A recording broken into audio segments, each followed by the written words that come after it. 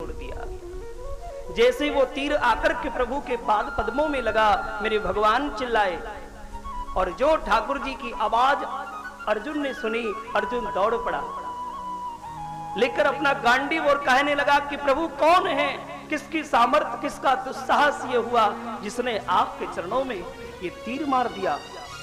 वो आकाश में हो या पाताल में, मैं उसे छोड़ूंगा नहीं, आप कृपा करके मुझे बताओ।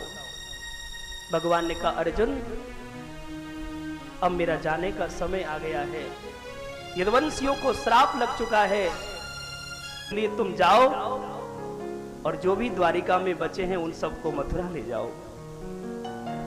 अर्जुन को कहा, अर्जुन तो चले गए, लेकिन उसी समय उद्धव जी टपक गए, जो ठाकुर जी के परम भक्त हैं, ठाकुर जी के परम मित्र हैं। उद्धव ने जब सुना कि आज परमात्मा हमें छोड़ करके जा रहे हैं, तो उद्धव जी हाथ जोड़ करके ठाकुर जी के चरण पकड़ लिए और कहने लगे, प्रभु आज आप हमें छोड़ करके जा रहे हैं, हे गोविंद, यदि आपको जाना ही था तो आप आए क्यों थे? ये ठीक बात नहीं है, आप हमें इस तरह मझधार में छोड़कर नहीं जा सकते। हे गोविंद, हमारे जीने का सहारा क्या होगा? हे गोविंद, हमारे जीने का आश्रय क्या होगा? हम किसके सहारे अपना जीवन यापन करेंगे? हमारे जीने का मूल क्या होगा?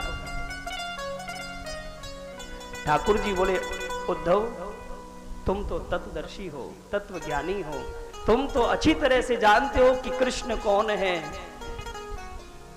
परंतु मैं समझ सकता हूं तुम्हारा ये प्रश्न अपने लिए नहीं, आने वाले कलयुगी आलसी जीवों के लिए है।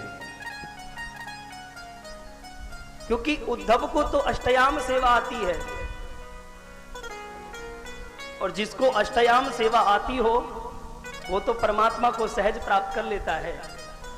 जैसे आसन, जिनको आसन लगाना आ गया, जिनको ध्यान करना आ गया, जिनको धारणा करना आ गया, जिनको समाधि लगाना आ गया, प्राणायाम प्रत्याहार जिनके जीवन में बस गया, उसके लिए परमात्मा का पाना कोई दुर्लभ थोड़ी है, कोई कठिन थोड़ी है।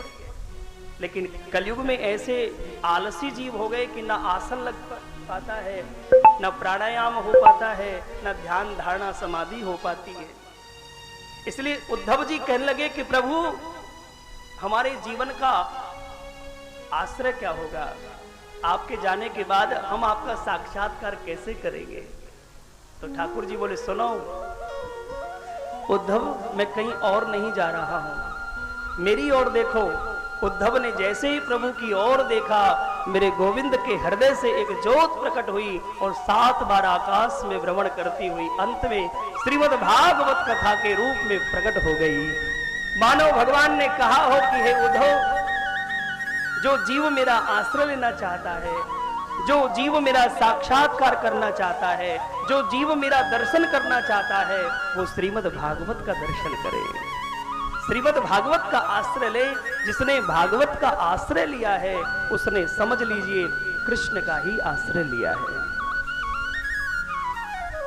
जिसने भागवत को भोग लगाया है उसने कृष्ण को भोग लगाया है।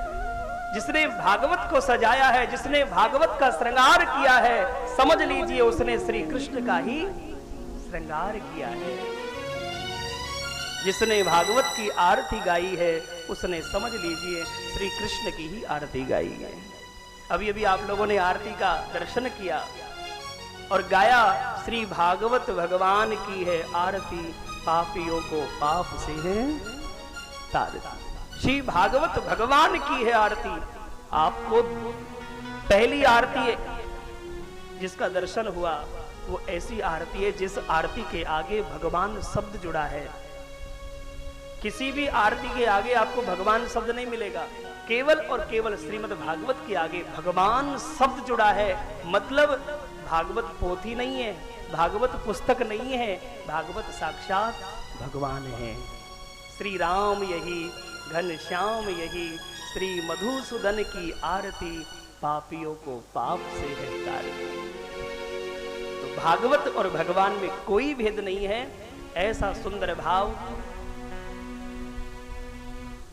भागवत की महिमा के रूप में श्री सनक सनंदन सनातन संत कुमारों ने देवर्षि नारद जी के साथ भक्ति मैया को दर्शन कराया।